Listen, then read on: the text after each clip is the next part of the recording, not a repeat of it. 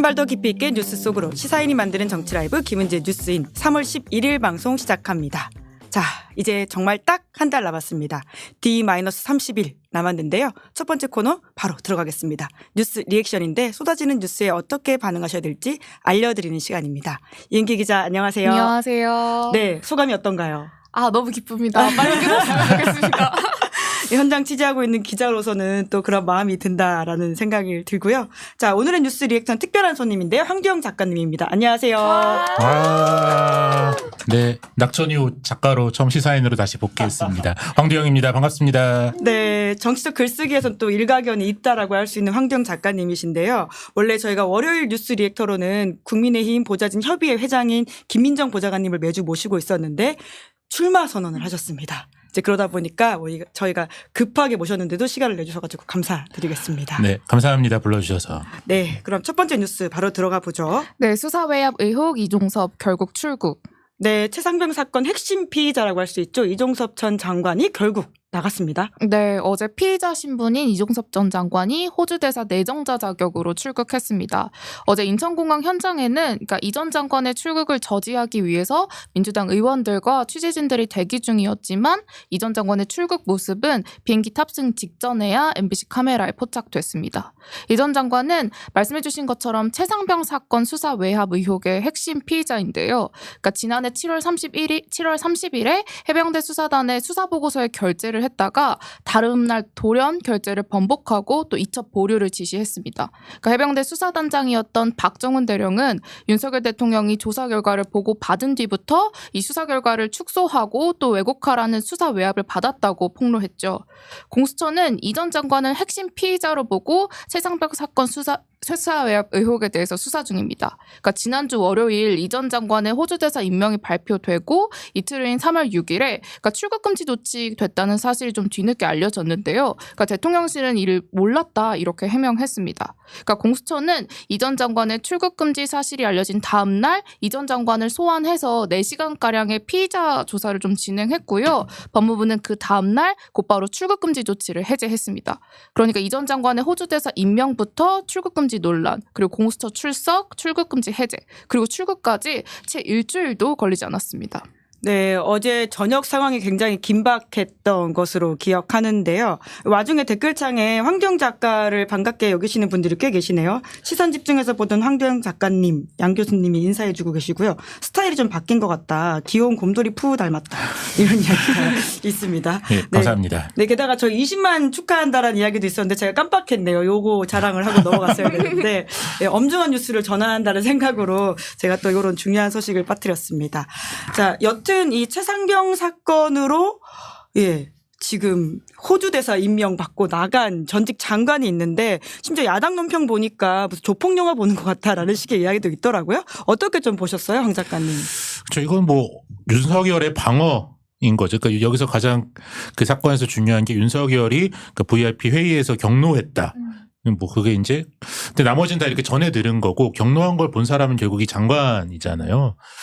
그래서 가장 윤석열 대통령에 가까운 고리를 이제 해외로 도피시킨 그런 것이기 때문에 그리고 저희가 또 생각하는 것 중에 하나는 출국 금지가 좀 나중에 알려졌잖아요. 그래서 대통령실은 몰랐다 이런 얘기를 하고 있는데 출국 금지가 났기 때문에 호주 대사 정도로 임명을 할 수밖에 없지 않았나. 내보낼 명분을 만들기 위해서는 저의 추측입니다만. 거꾸로 오히려 상황이 거꾸로다. 네. 이제 출국 금지인데 그냥 휴가차 보낼 수는 없는 거잖아요.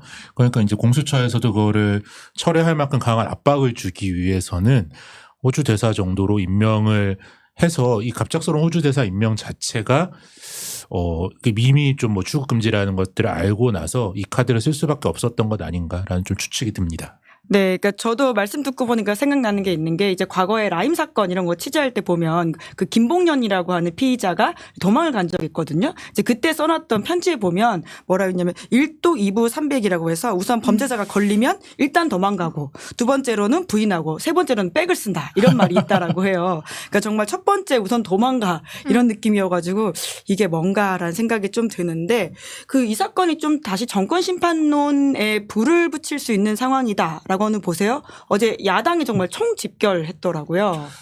그렇죠. 야당에서는 계속 좀 수세적인 입장에 있다가 좀 공세를 할 수 있는 오랜만에 좀 국면 전환 된 건데 참 윤석열 대통령도 이렇게 나올 거를 모르고 그렇게까지 하나 좀 그런 생각이 들었는데 말씀하신 대로 한 달 앞두고 이제 이번에 김부겸 전 총리가 선대위원장을 맡겠다. 민주당. 뭐 임종석 비서실장도 이제 당에 좀 뭉쳐야 된다 그런 메시지를 하고 고민정 최고위원도 최고위원회에 복귀하겠다 그렇게 하면서 약간 통합 국면을 만들면서 다시 한번 정권 심판론 구도로 불을 붙이려고 하고 있는데 근데 뭐 효과가 있기는 있겠으나 약간 사안이 어렵기는 어렵다. 그러면 이제 최상병 수사 사건에 대한 외압에 대해서도 사람들이 이해를 해야 하고 출국 금지의 의미나 출국 금지에도 불구하고 호주 대사로 임명을 했다라는 좀 이렇게 다층적인 맥락의 의미를 어떻게 민주당이 좀 효과적으로 잘 정치 전략을 세워서 와닿게 전달할 수 있을까라는 좀 기술적인 문제는 남아있긴 한데 이게 가령 뭐 디올백을 받았다 그런 건 굉장히 직관적이고 어떤 말인지 한 5글자만 얘기해도 알 수 있는데 5글자 뭔가요? 디올백 뇌물. 아, 예. 네. 아무튼 좀 사건이 어렵지만 어쨌든 민주당이 얼마나 진짜 단합되고 체계적인 모습을 보이느냐에 따라서 뭐 전환될 수 있는 국면이라고 봅니다. 네. 우선은 상황은 생긴 것 같다라고 하는 건데 또 언론의 목도 굉장히 중요하다는 생각을 하게 되고요. 또 이은기 기자도 사실 이 사건 오래 취재했던 기자로서 좀 계속 좀 이야기해 주십시오.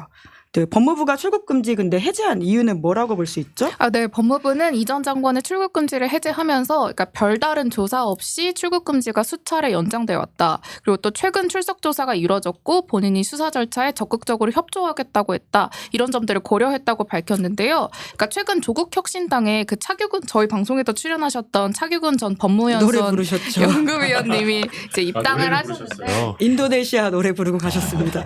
이민 전문가이시기도 하셨어요. 예, 죄송합니다. 중간에 끊어서. 그 다들 잘 아시는 것처럼 차 전 연구위원님이 그 출국금지 심사위원회 위원장도 한 4년 정도 맡으셨잖아요. 그래서 좀 여쭤봤어요. 이번 결정이 좀 이례적인 거냐라고 여쭤보니까 되게 이례적이다. 너무나 비상식적인 일이다. 이렇게 이야기했는데요. 그러니까 차 전 연구위원님 이야기를 좀 종합해보면 그러니까 수사 목적으로 출국 금지가 된 사안에 대해서 그러니까 수사기관이 좀 반대 의견을 내고 있고 그리고 기소도 되지 않고 수사 초기 상황인데 이렇게 출국 금지를 해제한 것 자체가 매우 이례적이다. 이렇게 이야기하셨고요. 그러니까 차 전 본부장님이 그러니까 본인도 어쨌든 재판 중이셔서 그러니까 최근 출국금지 취소 소송 하급시 판례들을 좀 5년치를 쭉 보셨대요. 그러니까 검토를 해보니까 그러니까 수사 목적으로 출국금지를 한 게 이렇게 취소된 경우가 그러니까 법무부에서 해제해 준 것도 아니고 법원에서 이긴 사례가 좀 2-3건이 전부다. 5년간 이렇게 이야기하더라고요. 그러니까 말씀해 주신 것처럼 야당에선 한 목소리로 좀 이 전 장관의 출국을 비판했습니다. 홍익표 원내대표는 명백한 수사방해이자 직권남용이라고 하면서 최상병 특검법이 4월 4일에 본회의에 자동 부의된다. 그러니까 안건이 상정되는 건 아니고 자동 부의되는 건데요. 그러니까 총선 후 열리는 첫 본회의에서 반드시 처리하겠다라고 밝혔고요. 이준석 개혁신당 대표는 우리 편이면 출국 금지도 무력화하는 행태에 공정은 어디 있으며 상식은 어딨냐 이렇게 비판했습니다. 네.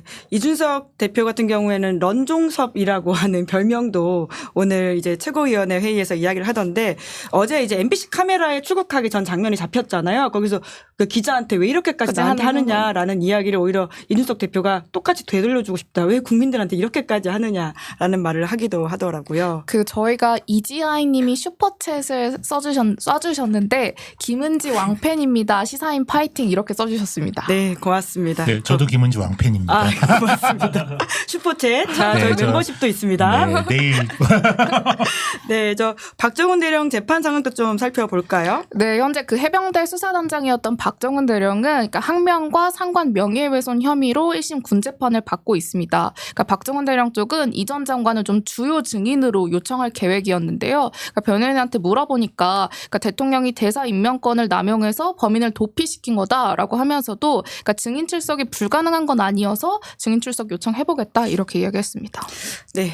오늘은 시간이 딱 빡빡하게 지켜야 되다 보니까 두 번째 뉴스 키워드 바로 넘어가죠. 네, 조국혁신당 현상. 네, 각종 여론조사에서 이제 조국혁신당 약진이 좀 두드러지는 지표가 나오고 있네요. 네, 그래서 얼마 전에 또 저희 방송에 출연하셨던 신장식 대변인한테 여쭤보니까 그러니까 최근 여론 흐름을 두고 그러니까 양당이 아니라 제3세력을 지지하는 흐름은 언제나 있었고 그러니까 이번 총선에서는 그 방향이 조국혁신당을 향하고 있는 것 같다 이렇게 해석하더라고요. 그러니까 지난주 금요일에 한국갤럽이 발표한 여론조사 결과를 살펴보면요.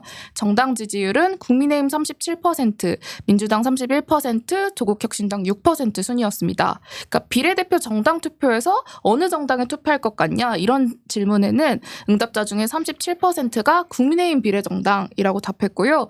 25%가 민주당 중심의 비례연합정당, 그러니까 지금 더불어민주연합이죠. 그리고 15%는 조국신당, 5%는 개혁신당이라고 답했습니다. 근데 다만 좀 조국혁신당을 향한 지지율을 자세히 살펴보면 그러니까 일부 지역이나 세대의 좀 지지가 한정된 모습을 확인할 수도 있습니다. 그러니까 수도권, 호남, 충청권 그리고 40, 50대에서 지지세가 뚜렷한 반면에 20대 지지율은 1%에 그쳤습니다.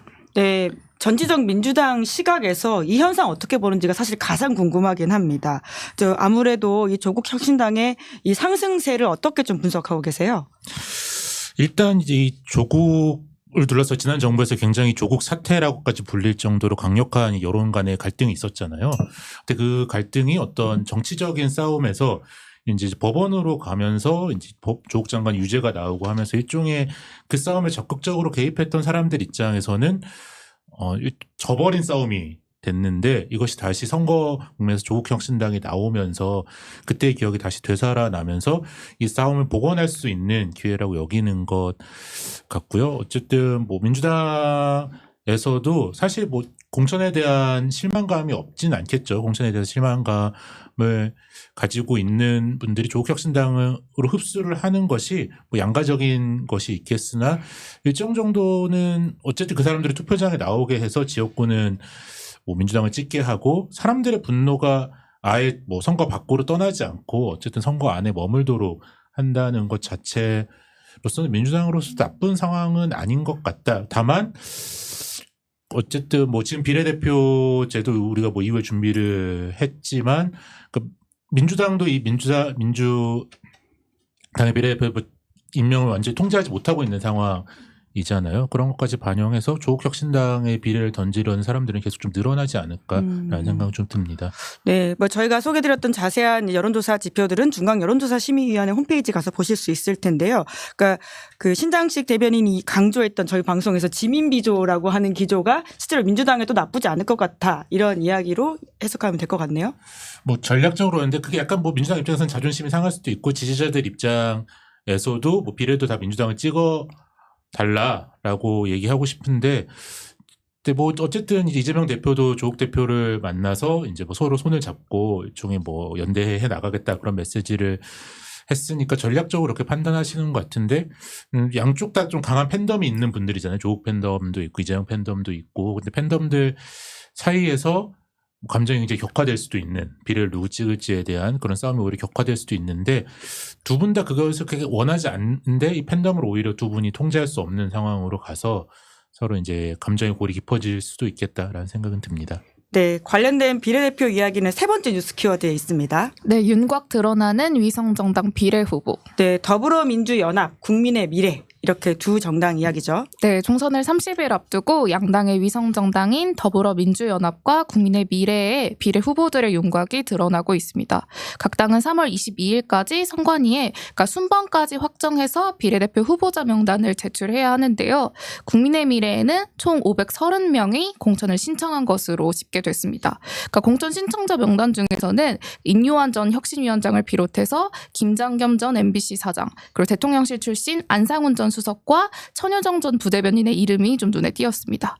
민주당 중심의 더불어민주연합은 민주당 몫을 제외하고 후보자를 확정했다가 또 오늘 최고위에서 다른 이야기들이 좀 나왔는데요. 그러니까 새진보연합, 진보답 후보 3명과 시민사회 후보 4명이 정해졌습니다. 그러니까 어제 더불어민주연합은 좀 공개 오디션을 거쳐서 시민사회 몫으로 그러니까 전지혜, 김윤, 정영희, 임태훈 후보 4명을 선발했는데요. 오늘 민주당 최고위에서는 여성 후보 2명에 대해서는 재추천을 요구한 것으로 알려졌습니다.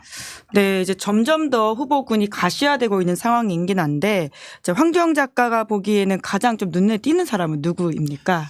뭐 아직 확정된 건 아니지만 김장겸 전 MBC 사장을 역시 문제제기를 안 할 수가 없는데요. 국민의힘 후보죠. 네. 국민의 미래 죄송합니다. 국민의 미래. 예.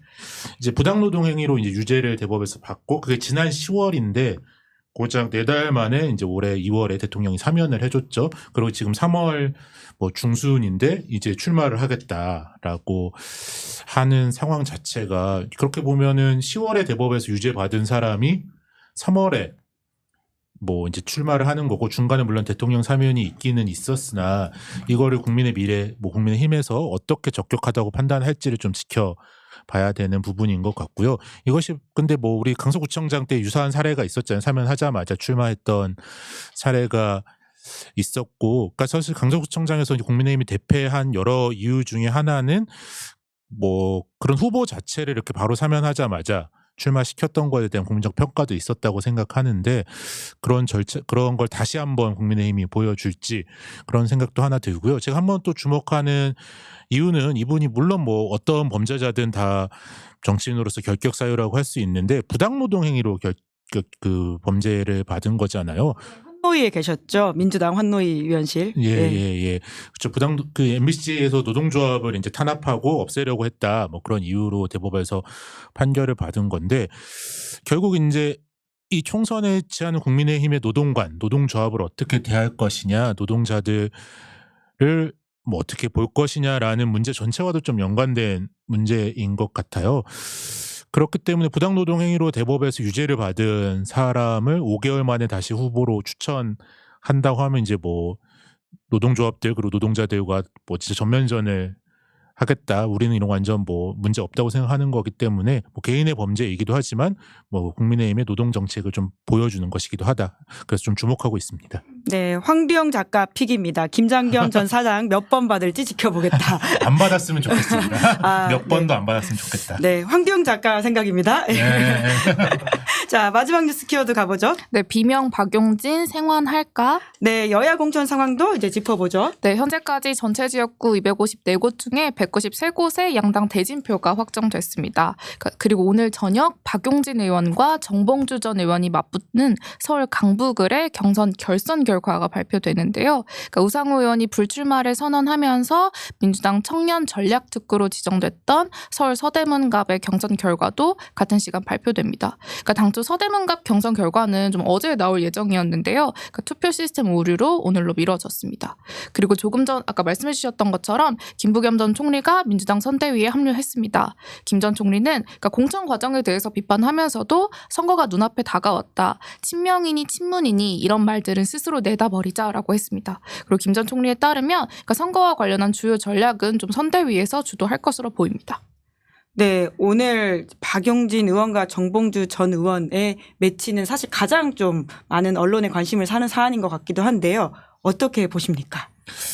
제가 이제 뭐 이미 치러진 경선에서 소위 비명 의원들인데 지역구 관리를 아주 잘한 사람들이 이게 득표율이 공개되진 않지만 좀 몇 군데 물어보니까 한 50에서 55% 정도를 다 받았다. 취재를 해오셨군요. 라고 네. 하더라고요. 이제 그리고 이제 이게 민주당 지지층을 대상으로 여론조사를 하는 거기 때문에 일반 여론조사도 당원 투표랑 그렇게 큰 격차가 나지는 않는다라고 보통 하더라고요. 그래서 이제 박용진 의원이 59%를 득표를 해야 되는 상황이라 사실 아주 쉬운 상황은 아닌데 30% 감산을 해야 되니까 59% 이상을 받아야 돼서 쉬운 상황은 여전히 아니라서 가능성만 보자면 여전히 뭐 정봉주 전 의원이 가능성이 조금 더 있어 보이긴 하는데 최근에 어쨌든 민주당 공천에 대한 불만 혹은 이러다가 총선에서 질 수도 있겠다는 불안감이 어떻게 반영되는가가 막판 변수가 될 것 같습니다. 네, 사실 오늘 8시에 이제 나오기 때문에 저희가 예측을 하는 걸 조금만 이제 보면 알 것 같긴 한데요. 관전 포인트로 짚어볼 만한 부분이 있다라는 말씀을 드리면서요. 저희 오늘 여기까지 마무리하면 될 것 같은데 황 작가님 오늘 어떠셨습니까? 네, 뭐 저한테 서대문 갑 전망을 물어보지 않으셔서 곤란하실 것 같아서 안 여쭤봤는데요. 말씀하시겠어요? 아닙니다. 그래서 감사하다. 네, 더 뭐 이제 더 좋은 텐션으로 더 열심히 종종 불러주십시오. 네, 고생 많으셨고요. 또 이제 뵐 수 있도록 하겠습니다. 그럼 두 분 다 수고 많으셨습니다. 고맙습니다. 감사합니다. 네, 잠시 후에는 김종대 전 의원과 최재성 전 청와대 정무수석과 함께하는 시간인데요. 잠깐 기다려주세요. 기다리시는 동안 구독, 좋아요, 알림 설정도 부탁드립니다. 믿을 수 있다. 더 착한 보험.